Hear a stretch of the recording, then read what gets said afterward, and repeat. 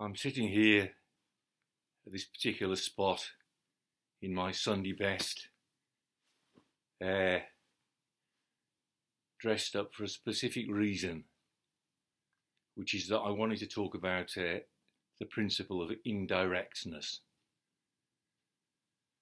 sovereignty as a matter of indirect control over the empty self.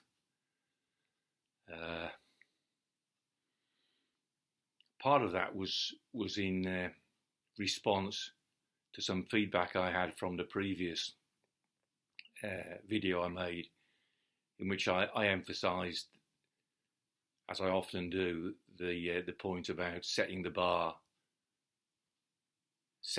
low. Let's see what happens in a friendly way, sending the knees forwards and away. Knees forwards and away, like asking one's best friend, not much.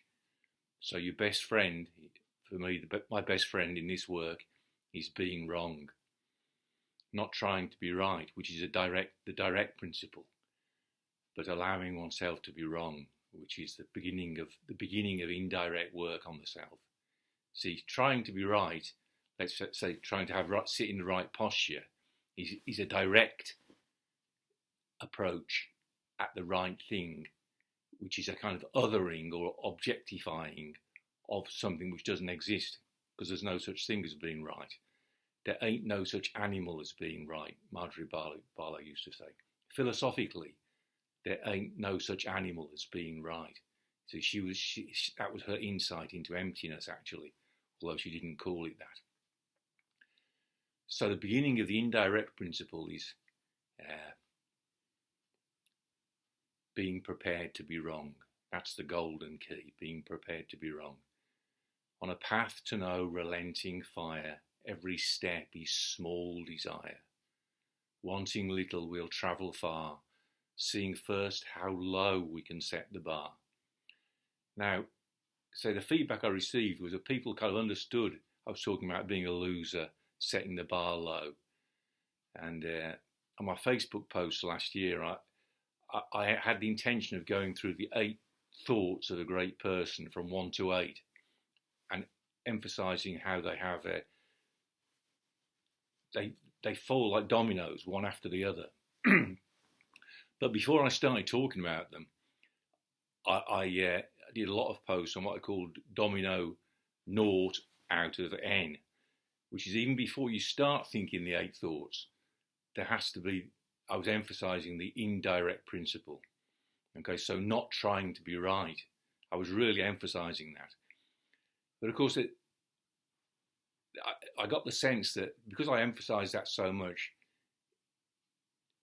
it leaves people open to the idea that I'm kind of preaching Zen nihilism. And this is totally the opposite of my intention.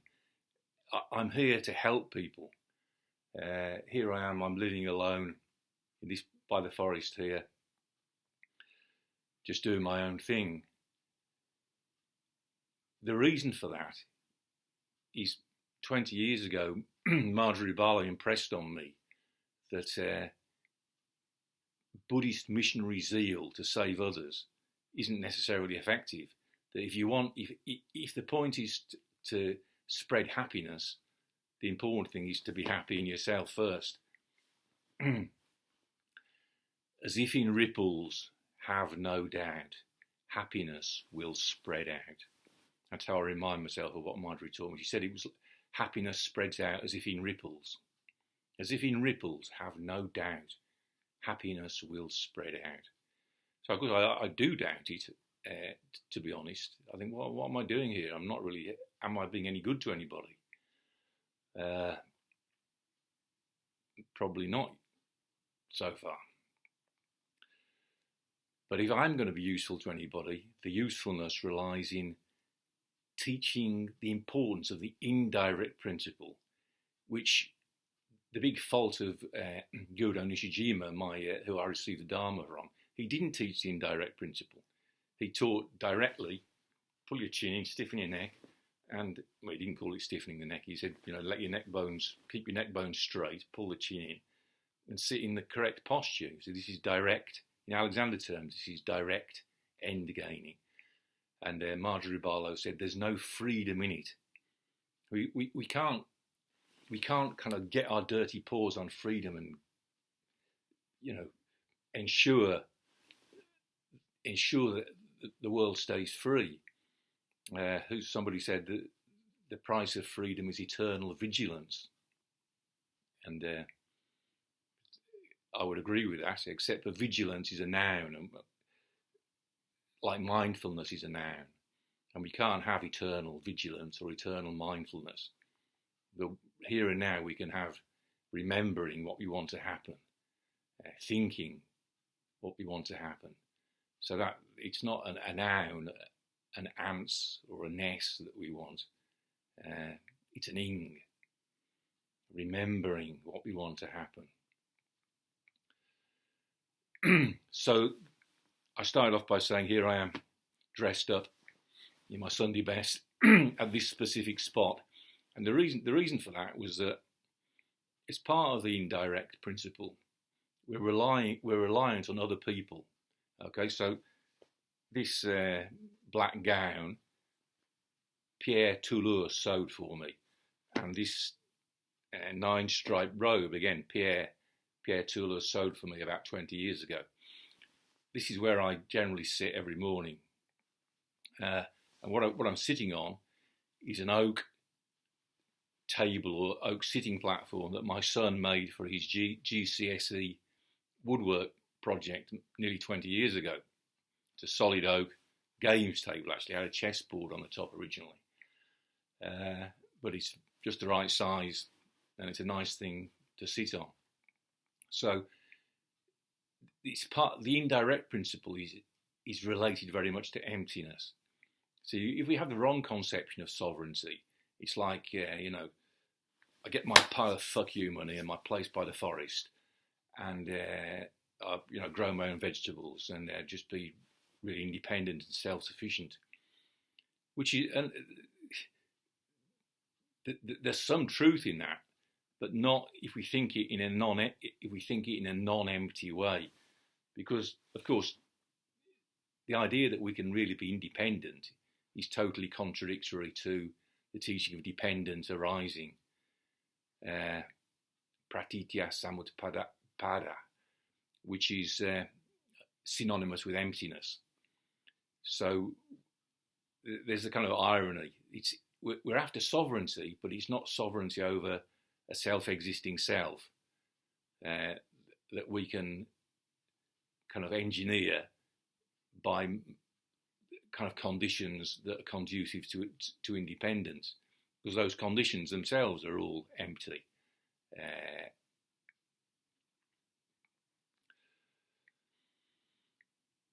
So sovereignty over our empty selves very much depends on others to sew for us. I mean, I'm using electricity now from uranium that France has stolen from its old African colonies, and now it's getting its comeuppance there. So the price of electricity in France is liable to go up in the next period of time. So it's an all example of emptiness. I mean, conventionally thinking, all that stuff belongs to the teaching of impermanence, but impermanence is only true at the level of conventional truth, because in light of emptiness there are no impermanent things. Things which are empty of their own self-existence can't be permanent, or they can't start, they can't stop. They can't stop, they can't start in the dedicatory verses of MMK. an-nirodham, an-utpādam, not ceasing, not starting. Because what happens doesn't stop, and it doesn't start. It has no end point and no starting point, because it's just a function of everything else that's always been happening.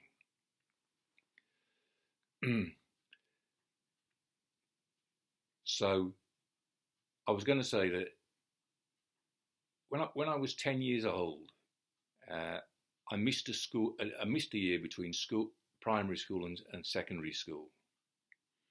And on my last day, my old friends at school, Kevin Grant, Jeff Bagby, etc., they all, as I was leaving, because everybody else in the class was going on, it was leaving Miss Cole's class and going to Mr. Phillips' class, but I wasn't going to Mr. Phillips' class. So the last moments in Miss Cole's class before everybody moved to meet Mr. Phillips, I pushed off, and as I was going, they all sang for "He's a Jolly Good Fellow," and I went home before everybody else. So I was home early.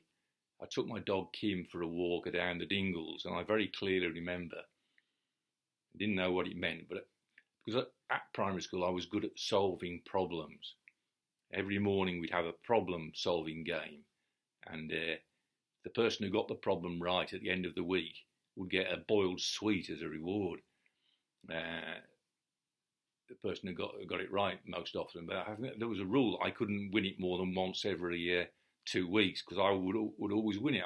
So I had this confidence I was good at solving problems. And it's true that, you know, people who've got much better mathematical brains than me are very good at solving problems. I was listening to an interview with Denis Rancourt, a French Canadian there. Listening to an interview with him there, I thought it was very, very good. But what caused me to reflect that these brilliant mathematical scientists, they tend to be very good when the parameters are fixed. You know, so it's like the problems I used to be good at solving at school. You always have fixed parameters. But when you start to question those parameters in light of emptiness, then the real problem that has to be solved, first of all, is emptiness. Otherwise, you end up kind of directly controlling specific ends. This is what I'm coming on to talk about. This is what the World Economic Forum and Marxism and everything is all about. It's trying to control others, trying to control the world based on a limited understanding of how things work. Where emptiness prevails in a non-mechanistic universe, that stuff, we've come to the end of that paradigm. We're coming to the end of it now. So I'm digressing again. What happened when I was down the Dingles with my dog Kim, having this confidence that I was good at solving problems, is I made a vow that I was going to solve whatever problem there was to be solved, so as to help all my friends at school, Kev Grant, Jeff Bagby, etc., who remain my friends to this day, especially Kev Grant, who I was talking to last night about rugby. We used to play rugby together at secondary school. Having been together at primary school, we played together for Greater Birmingham under-16s at rugby, and under-19s as well at rugby. I was on the fringes of the side, but Kev went on to be a second row who played for Birmingham, so he would have been probably professional in today's rugby. Anyway, the point is, I'm here to help people. I'm not here to be nihilistic. I'm not here to spread the misconception, to bolster the misconception that Zen is nihilism. Emptiness does not describe everything as empty of meaning. That's nihilism. Or empty of reality. That's nihilism. No, it's not empty of meaning. It's not empty of reality. What happens is empty of its own separate existence. It's that simple. Because what is dependently arisen is happening dependent on everything else happening. So what people call reality, it's not as complicated as believers in a mechanistic universe would have us believe. So they use complexity as a camouflage to hide the simplicity of what's going on, which goes back to human intentions. When you understand that what people call reality is not a physical thing out there, but our intentions are part of it, human intentions are a vital part of it, then you begin to understand that what's happening in the world, let's say take energy. All right, I was talking about, France is going to be short of energy if it can't get its uranium from Niger as in the past. What's this whole thing about energy shortages and the climate change and the carbon dioxide causing climate change? All that hoax. What's it about? Goes back to the Rockefellers and the people who control, the people who are in it with the Rockefellers, the old British imperialists. They're deliberately causing an energy shortage because the short side has power. So you control people, you exercise control over others by keeping energy in short supply and then food in short supply and money in short supply. And that way you can control others, as well as by the old divide et impera, divide and rule. Introduce our kind of bullshit LGBTQ plus ideology, which is designed to be divisive, because some idiots embrace it, and then people with two brain cells to rub together obviously are not happy about it being embraced, and so then you get divisions. And while people are busy fighting each other in a complex universe, they can't recognise the intentions of well, I shouldn't other the people of bad intentions.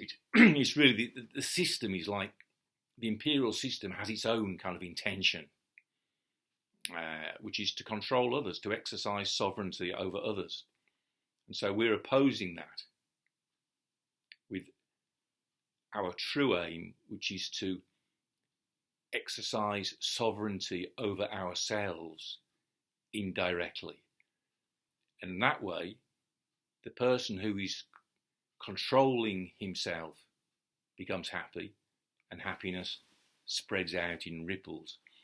So to go back to the verse with which I started this talk about sovereignty, this is the third video in that series.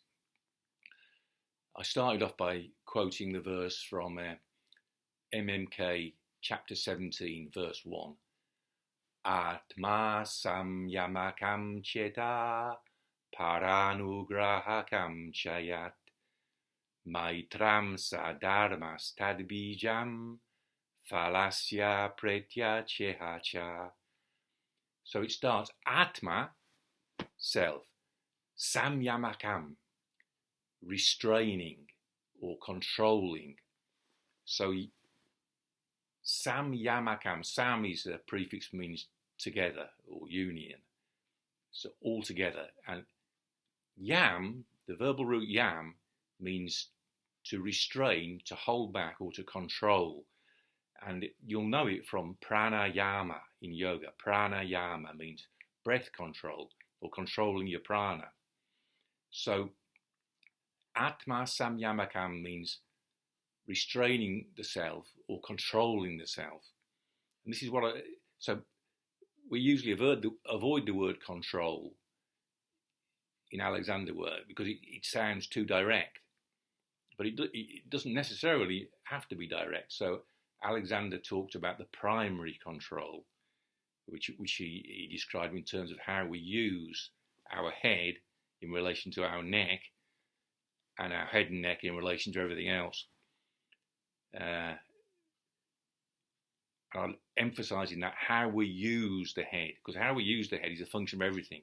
It's not some anatomical thing, some relative position of the head relative to the neck. People try to understand it anatomically, you see, that's the mechanical viewpoint. No, it's how we use the head. How we use the head is dependently arisen from everything else that's happening. How we use the head is dependent on what we've had for breakfast, and how we think. It's dependent on everything. It's not a specific thing that we can control, like a mechanism. How we use the head is a function of how we use the whole self. So Alexander used to say about giving directions: let the neck be free, to let the head go forward and up, to let the spine lengthen and the back widen, sending the knees forwards and away, pulling to the elbows and widening across the upper part of the arms as you widen the back. All together, one after the other. So the all-together part, how you use the head, is an all-together thing. It's not a specific arrangement. It's not about pulling in the chin and straightening the neck bones on some specific partial level. Right, I'm talking about indirectness, but I've lost my thread. Let the neck be free, to let the head go forward and up, to let the spine lengthen and the back widen, sending the knees forwards and away. Ātma-saṁyamakaṁ, controlling the self, cetaḥ, the mind, the heart and the mind, cetaḥ. Parānugrāhakaṁ. Anugrāhakaṁ means favouring, helping, benefiting. Para, the other or others. See, what I'm talking about in the end is not othering others. When you objectify the other, that's when you want to control the other. So in the same way that we shouldn't other the other, we shouldn't other the self. We shouldn't turn the self into a non-empty thing, and we shouldn't turn the other into a non-empty other. So the self is happening emptily, dependent on everything else that's happening, and the other, the wall I'm looking at, the oak table I'm sitting on, is a non-empty other. So self and other are not to be denied. It's not to be denied that self and other are happening. What's denied is that they exist separately. So again, nihilism is not the denial that things are happening, that vitally important things are happening. It's the denial that self and other exist separately, have their own separate, independent existence. So parānugrāhakaṁ is helping the other, benefiting the other, favouring the other. That's why I talked about my experience when I was 10 years old. Big-headed though it may sound. I have to remind myself I'm here to fulfil that vow, to help others, and so is everybody else. That's the seed of dharma. Everybody who's serving the dharma, who thinks heavy of the dharma, assigns weight to the dharma, and thinks light of their own importance. That's what it's about. It's about helping others, favouring the other. Parānugrāhakaṁ cha, and, so controlling the self and helping the other. Yat, which, so cetaḥ yat, the mind which, and then next line, maitraṁ, of a friend. So the mind of a friend which controls the self and favours others, sa dharma, that is dharma. So dharma could be translated here, sustenance. That's what sustains us. Ātma-saṁyamakaṁ cetaḥ parānugrāhakaṁ chayat maitraṁ sa dharmas tad bījaṁ. Tad, that is, bījaṁ, the seed.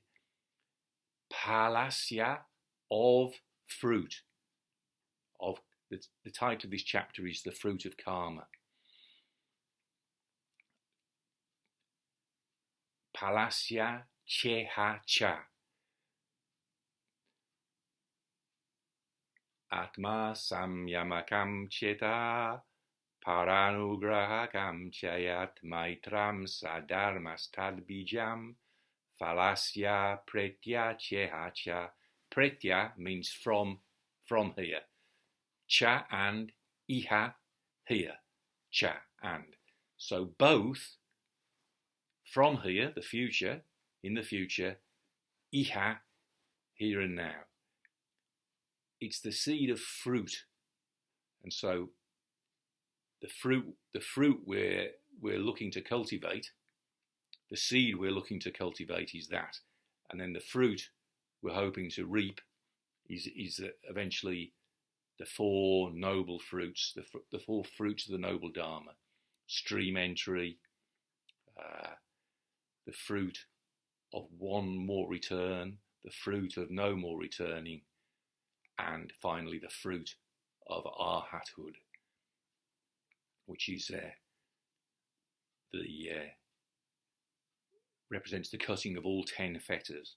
So those 10 fetters are, first one is atma-drishti, the view of the non-empty self.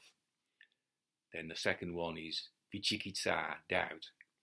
And the third one is shila-vrat-or-padana, clinging to good habits or virtue and vows of practice. Then kama, sensual desire or desire, love, and patiga, anger, resentment. So the second fruit is attained by reducing love and hate to a minimum. Then the third noble fruit is gained by reducing them so they're no longer a hindrance at all, no longer disturbed by feelings of love and hate. And on that point as well, I'd like to talk about indirectness. See, one of the great things Madhuri Bala used to say is that we can't control our feelings. Our feelings control us. But we can control, to some extent, what we think. So it's in that context, the mahā-puruṣa-vitarkāḥ, the 8 thoughts, vitarkāḥ, 8 thoughts of a great person, mahā-puruṣa. So the 8 thoughts of a great person.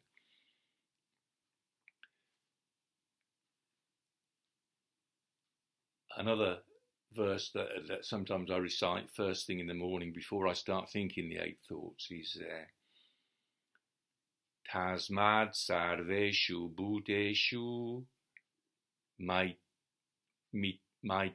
karunyam evacha nāvyapadam vihimsam va vikalpayitum arhasi.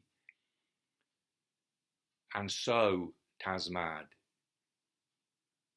sarveshu bhuteshu, towards all beings. So bhuta means being, but it also means happening. So towards all beings, or towards everything that's happening,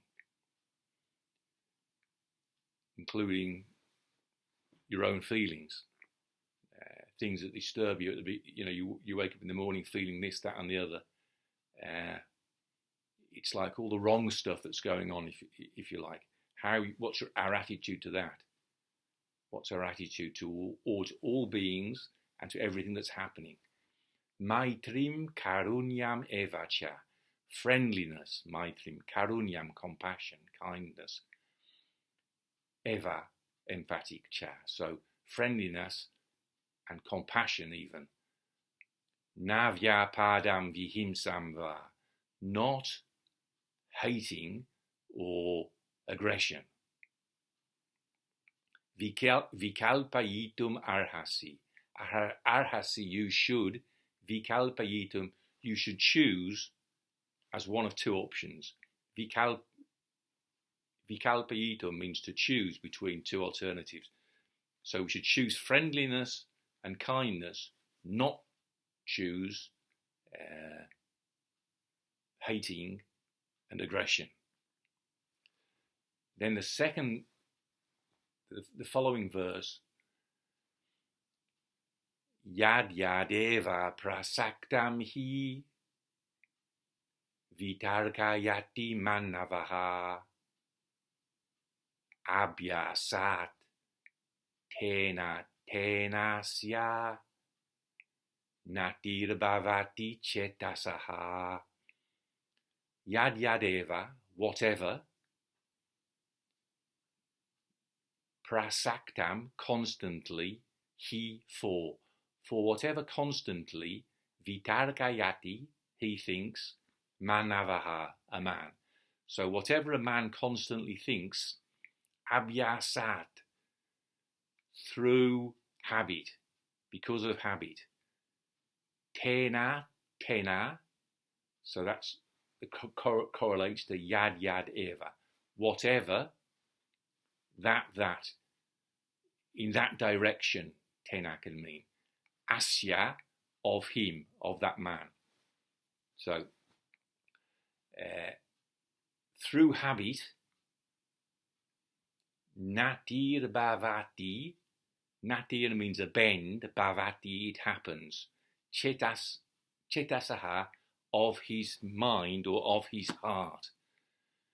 So, in that direction, tena, asya, of his heart, of his mind, a bend happens through habit. Okay, so whatever we constantly think, through habit, our mind veers in that direction.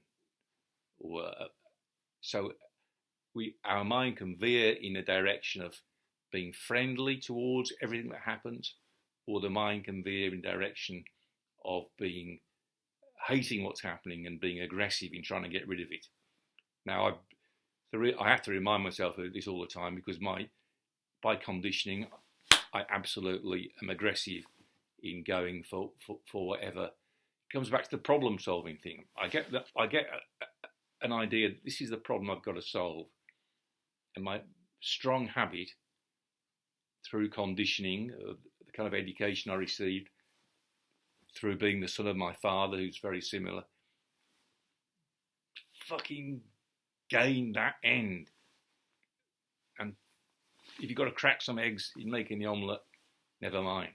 So that's the direct control approach. It's like, you want good posture, pull your chin in and make your neck bone straight. That way you can lengthen the spine. Yes, you can lengthen the spine superficially, not true lengthening, but in the process you create a lot of collateral damage. This is what happens when you go directly for direct control. It's end gaining and it creates collateral damage. And that is what's happening writ large as the Anglo-Saxon Empire comes to its apocalyptic denouement. That's what's happening at the moment. We're heading into a period of absolutely deep shit. But hopefully what I'm saying, what I'm helping people understand, is what might lie the other side. So whatever we think, our mind veers in that direction. So this is what saves me. Absolutely, it saves me. I've talked about last time about knees forwards and away. See, the feedback I got, people understood what I was saying about being a loser. They love that. Everybody likes to, it's helpful to everybody. Yeah, it's not so bad being a loser. That's a good starting point. It's not about being a loser in the end. It's like I can't remember the verse in Sanskrit, but Nagarjuna says emptiness is a remedy for the victors. to a remedy to get rid of all views. Okay, so we want to be a winner. Every one of us has to be not a loser in the end, but a winner. I wasn't celebrating being a loser in my last video. That's what I just wanted to show. No, I didn't want to say, like, look at me, I'm a winner, because it wouldn't be true either. But the teaching is not about being a loser, except as the starting point. So there's a verse in a-śāśvatam Gold about kindling a small flame to burn up all the brush in the forest. It's like the starting point, you need making a fire. If you're going to do it by twirling fire sticks, the starting point, you need dry wood. And then you need a little spark and an ember, and eventually you've got a bloody great fire. And a fire can be a symbol of burning up faults, but burning up all obstacles. So we start small, just by a spark and an ember. That doesn't mean that that's the end. Emphasizing domino naught of 8 is not saying that naught of 8 is the end point. No, it's the starting point, with a view to reaping the 4 fruits of the noble dharma. The point is, we have to go about it indirectly.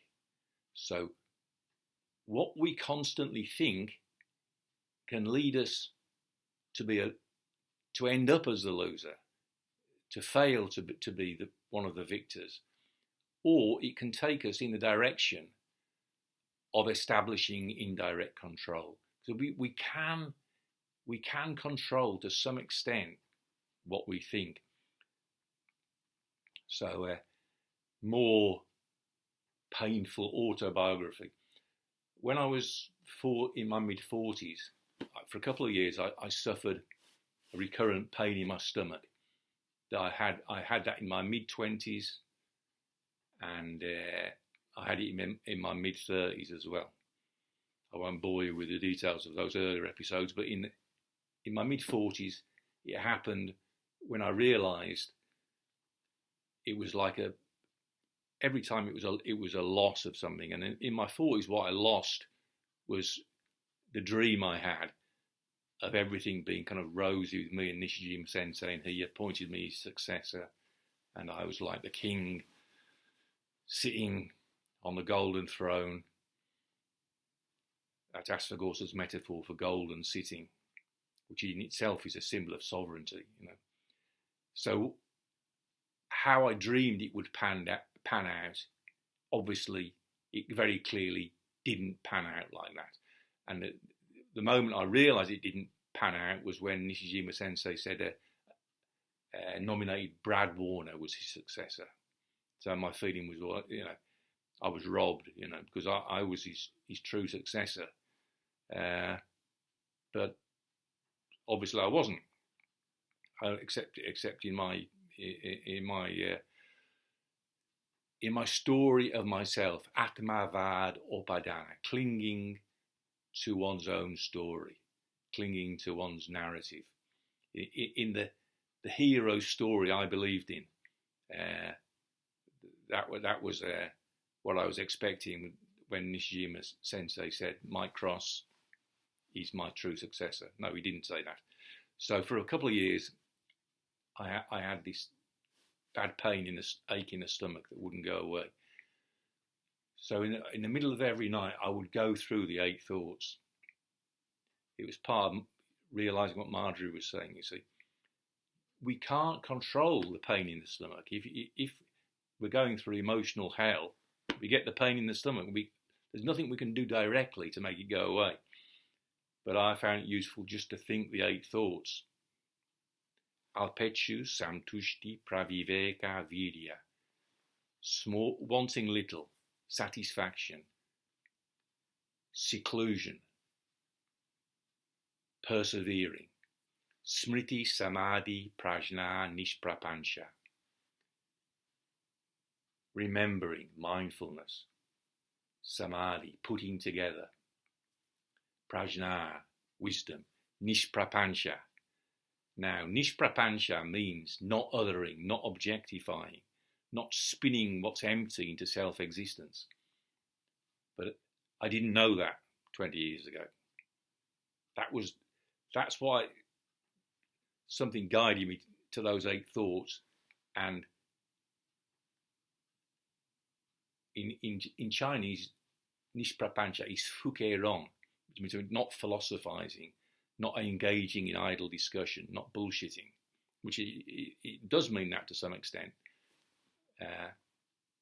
But the very specific meaning in relation to emptiness, it means not othering, not objectifying. And after a couple of years of suffering, the intuition came to me somehow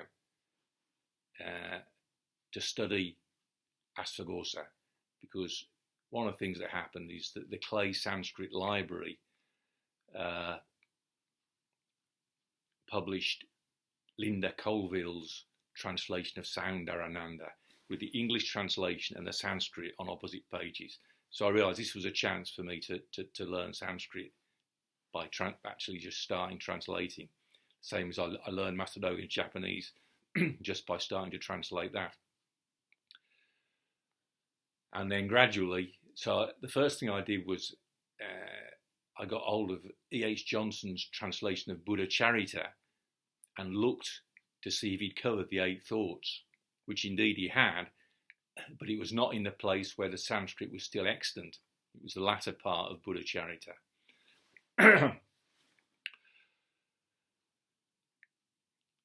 So the journey began, nishprapancha.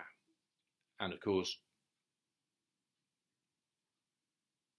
I didn't really get to the answer until I started studying Nagarjuna. Having finished translating āśāśvatam, I still didn't realise how important emptiness was in āśāśvata's teaching.